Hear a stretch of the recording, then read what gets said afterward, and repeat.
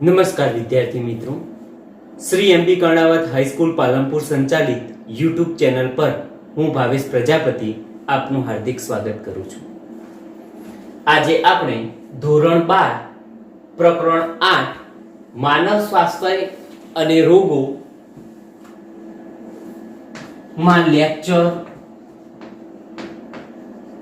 1 માં પ્રસ્તાવના વિશે અભ્યાસ કરીશું.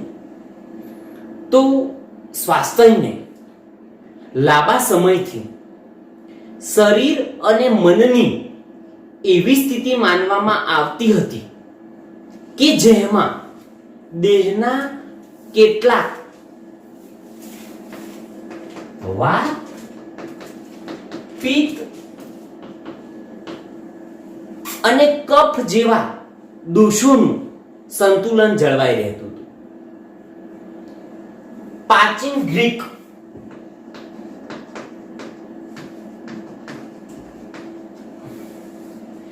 પ્રાચીન ગ્રીકનો વૈજ્ઞાનિક છે હિપ્પોક્રેટસ, અને ભારતીય આયુર્વેદિક ચિકિત્સા શાસ્ત્ર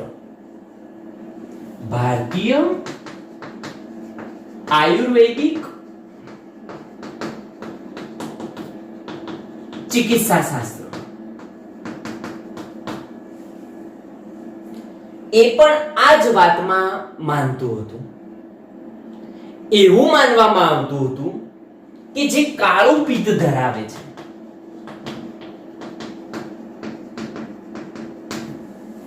જે કાળું પિત્ત ધરાવતા વ્યક્તિ છે, આ વ્યક્તિ કેવા હોય છે? તો કે ગરમ મિજાજ વાળા હોય છે.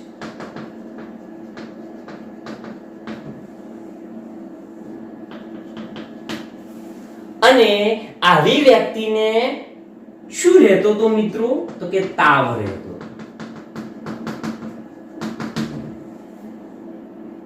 અને આ પ્રકારના તારણ પાછળ માત્ર એક શુદ્ધ વિચારધારા હતી મિત્રો. ફરીથી, સ્વાસ્થ્ય છે એને લાંબા સમયથી શરીર અને મનની એવી સ્થિતિ માનવામાં આવતી હતી કે જેમાં વાત, પિત્ત અને કફ વગેરે જેવા દોષોનું સંતુલન જળવાઈ રહેતું હતું. એટલે કે જેમાં વાત, પિત્ત અને કફ નું સંતુલન જળવાઈ રહે એ વ્યક્તિ સ્વસ્થ છે. પ્રાચીન ગ્રીકના હિપ્પોક્રેટ્સ અને ભારતીય આયુર્વેદિક ચિકિત્સા શાસ્ત્ર પણ આ જ વાત માનતું હતું. એવું પણ માનવામાં આવતું હતું કે કાળું પિત્ત ધરાવતા જે વ્યક્તિ છે એ ગરમ મિજાજ વાળા હતા અને એમને તાવ રહેતો હતો. જો કે આ પ્રકારના તારણ પાછળ એક માત્ર શુદ્ધ વિચારધારા હતી. પ્રયોગાત્મક પદ્ધતિઓ થઈ મિત્રો.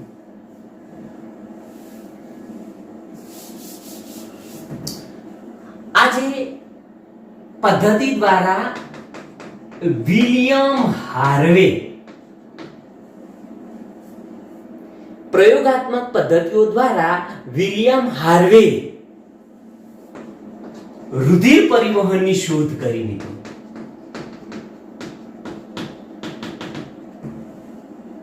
આપણા શરીરની અંદર કઈ રીતે રુધિરનું પરિવહન થાય છે એની વાત અહીં કરવામાં આવી. પ્લસ થર્મોમીટરનો ઉપયોગ કર્યો.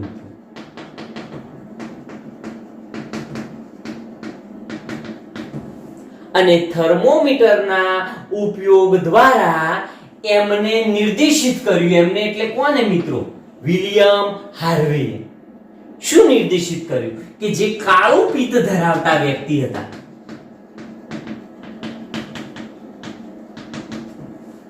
આ કાળું પિત્ત ધરાવતા વ્યક્તિઓનું શરીરનું તાપમાન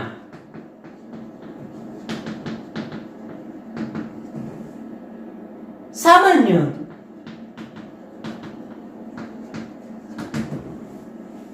તો પ્રયોગાત્મક પદ્ધતિઓ દ્વારા વિલિયમ હાર્વે રુધિર પરિવહનની શોધ કરી અને થર્મોમીટરના ઉપયોગ દ્વારા એને જણાવ્યું કે કાળું પિત્ત ધરાવતા જે વ્યક્તિઓ છે એના શરીરનું તાપમાન કેવું હોય છે? સામાન્ય હતું. અને એનાથી જે સ્વાસ્થ્યની સારી તરલ વિશેની જે પૂર્વ પરિકલ્પના હતી મિત્રો, જે કે કાળું પિત્ત ધરાવતા વ્યક્તિ હોય એ ગરમ મિજાજ વાળા હોય અને એમને તાવ રહે, એ પરિકલ્પના અહીં ખોટી પુરવાર થઈ. પછીના વર્ષોમાં જીવ વિજ્ઞાને દર્શાવ્યું કે ચેતાતંત્ર અને અંતઃસ્ત્રાવી તંત્ર, ચેતાતંત્ર અને અંતઃસ્ત્રાવી તંત્ર, આ બંને તંત્રો છે એ આપણા પ્રતિકાર તંત્રને અસર કરે છે મિત્રો. અને એના દ્વારા પ્રતિકાર તંત્ર આપણું સ્વાસ્થ્ય છે એ જાળવી રાખે છે. આમ મન અને માનસિક અવસ્થા એ આપણી તંદુરસ્તીને અસર કરે છે, એમાં આપણને કોઈ સંદેહ નથી. આપણું સ્વાસ્થ્ય 3 બાબતોથી પ્રભાવિત થાય છે મિત્રો. એમાં પ્રથમ બાબત છે જનીનિક ખામી.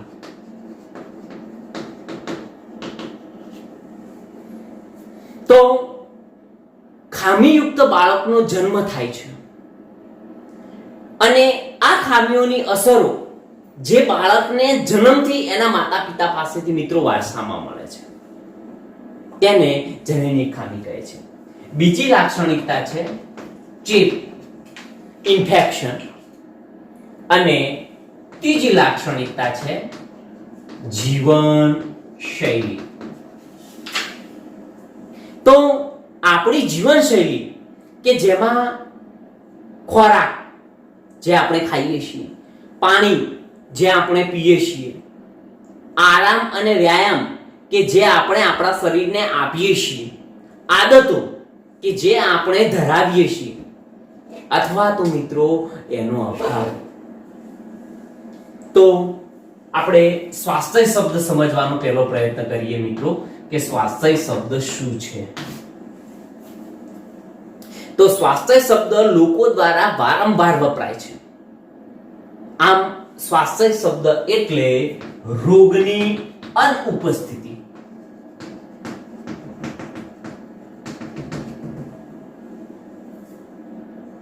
કે શારીરિક સ્વસ્થતા નથી.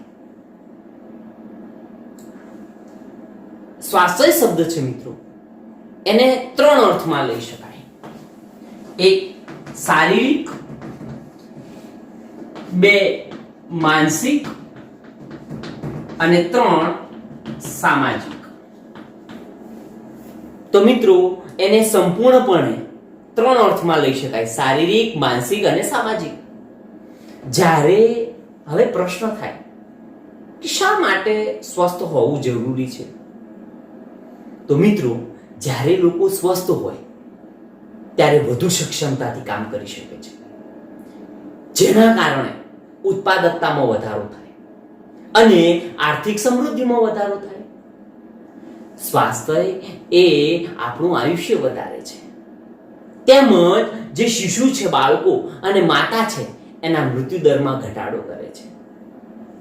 તો સારું સ્વાસ્થ્ય જાળવી રાખવા માટે, જો તમારે સારું સ્વાસ્થ્ય જાળવવું છે,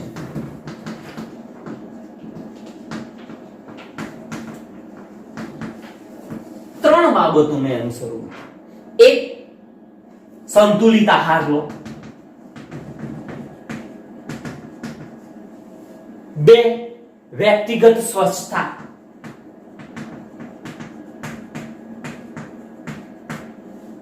અને 3, નિયમિત વ્યાયામ.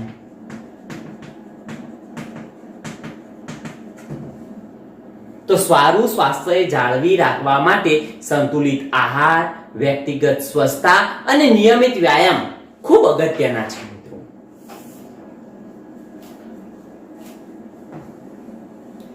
શારીરિક અને માનસિક સ્વાસ્થ્ય પ્રાપ્ત કરવું છે આપણે.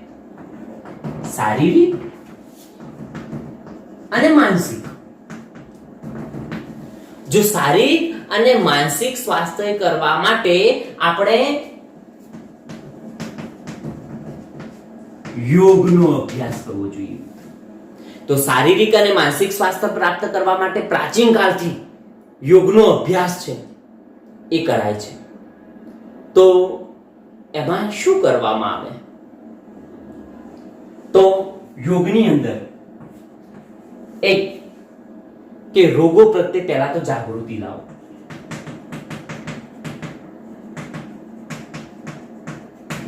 રોગો પ્રત્યે જાગૃતતા કેળવો. આ રોગથી શરીરના વિવિધ કાર્યો છે, શરીરના વિવિધ કાર્યો પર એમની અસરો છે એ ચકાસો, એ જાણો. તો શરીરના વિવિધ કાર્યો પર એમની અસરો. ચેપગ્રસ્ત રોગ હોય કોઈ,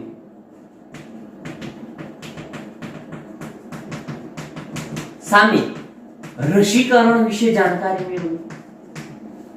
તો ચેપગ્રસ્ત જે રોગ છે એની સામે રસીકરણ, ઉત્સર્ગ દ્રવ્યોનો યોગ્ય નિકાલ,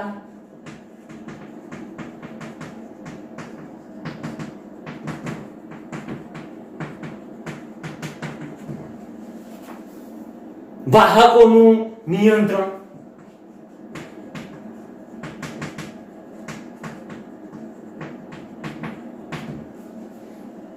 એટલે મચ્છરોનો ઉપદ્રવ કઈ રીતે ઘટાડી શકાય અથવા એને કઈ રીતે કંટ્રોલમાં લઈ શકાય.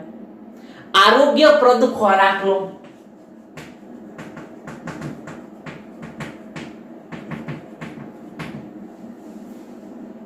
પાણીના જે સ્ત્રોતો છે, પીવાલાયક પાણીના સ્ત્રોતો, એની જાળવણી કરો.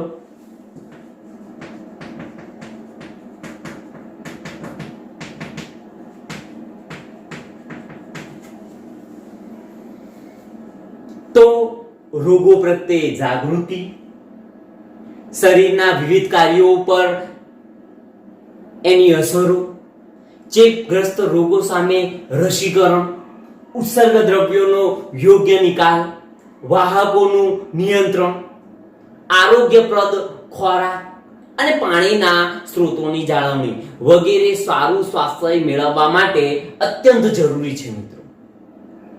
જ્યારે શરીરના એક કે વધુ અંગો અથવા તો એ તંત્રોના કાર્યોની જ્યારે પ્રતિકૂળ અસરો થાય અને એના કારણે વિવિધ લક્ષણો જોવા મળે, ત્યારે આપણે કહીએ છીએ મિત્રો કે આજે આપણે સ્વસ્થ નથી, આપણને શું થયો છે? રોગ થયો છે. હવે આ જે રોગ છે મિત્રો, એ રોગના મુખ્યત્વે બે પ્રકાર પાડવામાં આવ્યા છે. પહેલો છે ચેપી અને બીજો પ્રકાર છે બિનચેપી. તો રોગોને મોટે ભાગે ચેપી તેમજ બિનચેપી એમ બે સમૂહમાં વહેંચવામાં આવે છે. ચેપી કોને કહેવાય મિત્રો? કે જે રોગો એક વ્યક્તિમાંથી બીજી વ્યક્તિમાં સરળતાથી ફેલાય એને ચેપી રોગ કહે છે. જેમ કે અત્યારે જે ચાલી રહ્યો છે કોરોના, એ ચેપી રોગ છે. બીજું, આપણે ક્યારેક એનો શિકાર થઈએ છીએ મિત્રો ચેપી રોગોના, જેમ કે શરદી. અને ચેપી રોગ તરીકે અહીં ખતરનાક રોગ એડ્સ બતાવેલો છે આપણી બુકની અંદર. તો કેટલાક ચેપી રોગો જેવા કે એડ્સ જે જીવન માટે ઘાતક પણ હોઈ શકે છે. તો અહીં ચેપી રોગમાં આમ ઘણા બધા છે ઉદાહરણ, પણ આપણી બુકમાં મિત્રો એડ્સ છે એ ઘાતક દર્શાવેલું છે. એ જ રીતે બિનચેપીમાં આપણને ઉદાહરણ આપેલું છે કેન્સર. તો નશાકારક જે પદાર્થો છે અને આલ્કોહોલ, દારૂનું સેવન એ પણ આપણા સ્વાસ્થ્યને પ્રતિકૂળ રીતે પ્રભાવિત કરે છે મિત્રો. તો હવે આ બાબતને આપણે ધ્યાનમાં લઈ અને માનવમાં થતા કેટલાક સામાન્ય રોગો વિશે આપણે અભ્યાસ કરીએ. તો માનવમાં થતા સામાન્ય રોગો.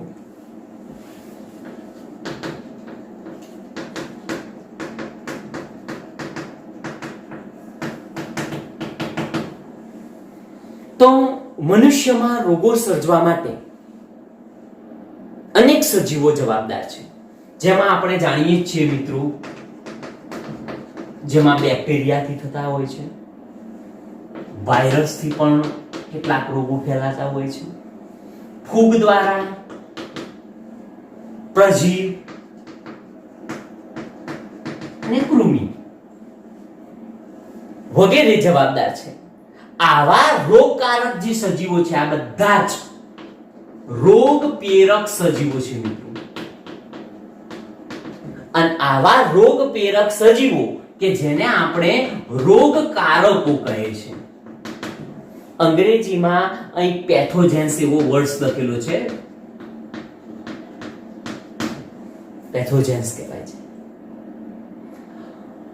મિત્રો આ બધા પરોપજીવીઓ, જેટલા પણ પરોપજીવીઓ છે એ બધા રોગકારકો છે, કારણ કે તેઓ યજમાનના શરીરમાં રહી અને યજમાનને નુકસાન પહોંચાડે છે. રોગકારકો જે છે એ આપણા શરીરમાં અનેક પ્રકારે પ્રવેશે છે. આપણા શરીરમાં પ્રવેશી, ગુણન પામી અને આપણી જે અતિ આવશ્યક ક્રિયાઓ છે એ ક્રિયાઓમાં ખલેલ પહોંચાડે છે, જેના કારણે બાહ્યાકાર રીતે પણ અને કાર્યાત્મક રીતે પણ આપણને હાનિ પહોંચે છે, ક્ષતિ પહોંચે છે. તો રોગકારકો છે એમના માટે જરૂરી છે મિત્રો કે તેઓ જ્યારે યજમાનના શરીરમાં પ્રવેશે છે ત્યારે યજમાનના અંદરના પર્યાવરણ અનુસાર એ પોતાનું જીવન અનુકૂલિત કરે, નહીં તો રોગકારક મૃત્યુ પામશે મિત્રો. તો રોગકારકો પાસે આ પ્રકારની ક્ષમતા હોવી જરૂરી છે કે તેઓ જ્યારે યજમાનના શરીરની અંદર પ્રવેશે છે ત્યારે પોતાનું જીવન યજમાનના અંદરના પર્યાવરણ અનુસાર અનુકૂલિત કરે. એક્ઝામ્પલ તરીકે હું તમને કહું કે કોઈ રોગકારક છે એ આપણા આંત્રમાર્ગમાં પ્રવેશે છે. સમજો કે કોઈ રોગકારક છે, આ રોગકારક આપણા આંત્રમાર્ગમાં પ્રવેશે છે. તો આંત્રમાર્ગમાં પ્રવેશ કરતો પહેલા એને જઠરમાંથી પસાર થવું પડશે મિત્રો. અને જઠરની અંદર તમે જાણો છો નિમ્ન પીએચ એટલે કે મંદ HCl નો સ્ત્રાવ થાય છે. આ જે રોગકારક છે એ મંદ HCl એટલે કે નિમ્ન પીએચ માં જીવંત રહેવા માટે સક્ષમ હોવો જરૂરી છે. પ્લસ ત્યાં વિભિન્ન પ્રકારના ઉત્સેચકોનો સ્ત્રાવ થાય છે. તો આ ઉત્સેચકોનો પ્રતિરોધ કરવાની ક્ષમતા પણ હોવી જોઈએ મિત્રો એની પાસે. ફરીથી સમજજો કે કોઈ રોગકારક છે એ આપણા આંતરમાર્ગમાં પ્રવેશે છે. જ્યારે એ આપણા આંતરમાર્ગમાં પ્રવેશે છે ત્યારે આપણા જઠરની કે જેમાં નિમ્ન પીએચ છે, તો આવા નિમ્ન પીએચમાં જીવંત રહેવા માટે એક તો સક્ષમ હોવું જોઈએ. પ્લસ જઠર અને આંતરડામાં ભિન્ન પ્રકારના પાચક ઉત્સેચકો છે. તો આ જે ભિન્ન પ્રકારના જે પાચક ઉત્સેચકો છે એને પ્રતિરોધ કરવાની એનામાં ક્ષમતા હોવી જોઈએ. તો રોગકારક સજીવોના આ વિવિધ વર્ગોના સ્વરૂપો અને એમના દ્વારા થતા રોગો વિશે આપણે અહીં અભ્યાસ કરીશું મિત્રો. તો અહીં પ્રતિકાર અને નિયંત્રણના જે ઉપાયો છે એને આપણે સંક્ષિપ્તમાં રજૂ કરીશું. મિત્રો, માનવમાં થતા સામાન્ય રોગોમાં આપણે પ્રથમ રોગ વિશે અભ્યાસ કરીએ છીએ, ટાઇફોઇડ. હવે ટાઇફોઇડ છે એમાં તમને રોગકારક સજીવનું નામ આપ્યું છે સાલ્મોનેલા. ફરીથી સાલ્મોનેલા ટાઇફી. તો સાલ્મોનેલા ટાઇફી એ નામના જીવાણુ એટલે કે બેક્ટેરિયા દ્વારા થતો આ રોગ છે.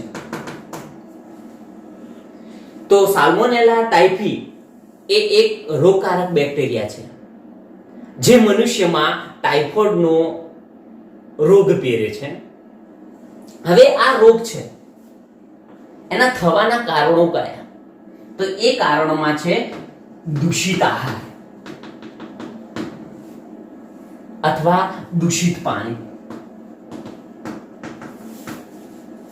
જ્યારે આ રોગકારક દૂષિત આહાર અને દૂષિત પાણી દ્વારા આપણા નાના આંતરડામાં પ્રવેશે છે અને આ નાના આંતરડામાંથી એ રુધિર દ્વારા શરીરના બીજા અન્ય અંગોમાં પહોંચે છે અને ત્યાં એક ખાસ પ્રકારના લક્ષણો પહેરે છે. આ લક્ષણોમાં મિત્રો આપણને કેટલાક લક્ષણો દર્શાવેલા છે. એમાં પ્રથમ છે સતત વધુ તાવ આવવો. તાવ એટલે કેટલો તાવ મિત્રો? 39 સેલ્સિયસ થી 40 સેલ્સિયસ સુધીનો આ તાવ હોય છે. બીજું, નબળાઈ આવવી, પેટમાં દુખાવો,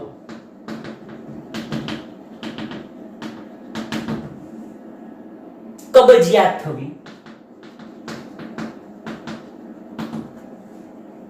માથામાં દુખાવો એટલે માથું દુખવું, ભૂખ ન લાગવી,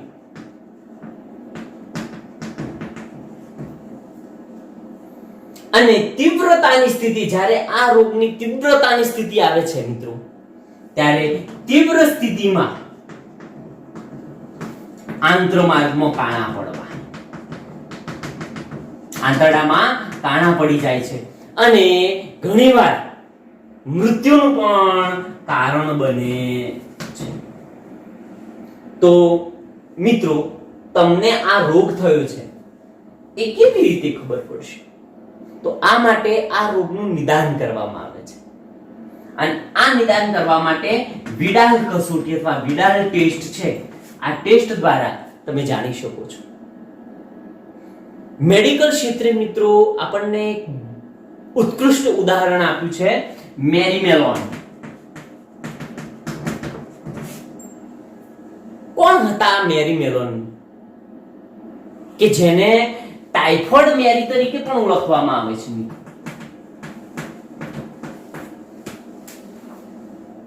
તો વ્યવસાયિક રીતે આ જે મેરી મેલોન હતા એ રસોઈયણ હતી અને આ રસોઈયણ સ્ત્રી દ્વારા જે ખોરાક બનાવવામાં આવતો હતો અને આ ખોરાક દ્વારા વર્ષો સુધી એમને ટાઇફોઇડ ફેલાવ્યો, એટલે એ આ રોગના વાહક બની રહ્યા